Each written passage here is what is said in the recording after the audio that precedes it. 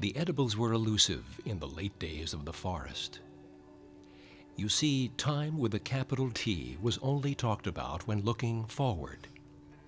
Alas, the past wasn't discussed in polite conversation. Right now was the place to be. Nothing to do but look for food.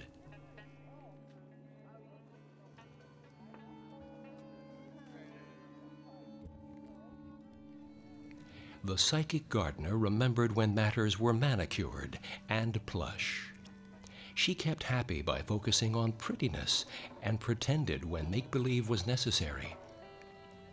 She was behind on her seeding and feeding, and the weeds were way out of control.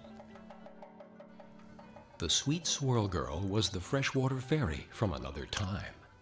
She came for a visit and decided to stay in the days when water wasn't filtered, and she could be covered in bubbles whenever she wanted. Hers was a positive and hopeful energy in the old wood, even though the water no longer cleansed, even after the bubbles turned to foam. The sweet swirl girl and the psychic gardener would meet after wake-up time to forage the forest for food and fun. Finding was an adventure for these hungry friends. Together, they survived just fine, thank you very much. The sweet swirl girl was squatting in the old laughing house these days. Freshwater spots were few and far between.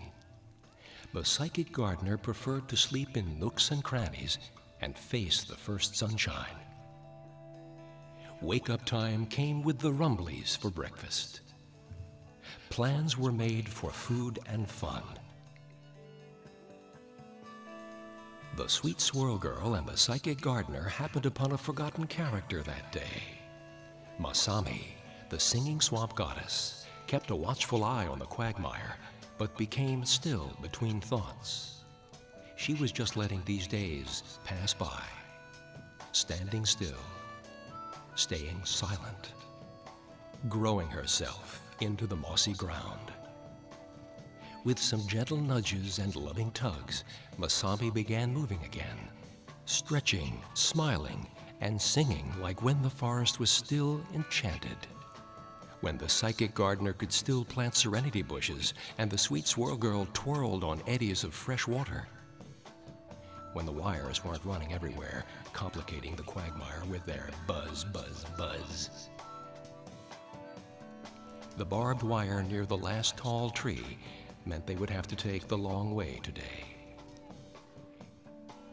A strange new rain precipitated that day, showering the trio in cheese curls. At first it seemed like the sky had smiled on the formerly enchanted forest. But it was business as usual after all.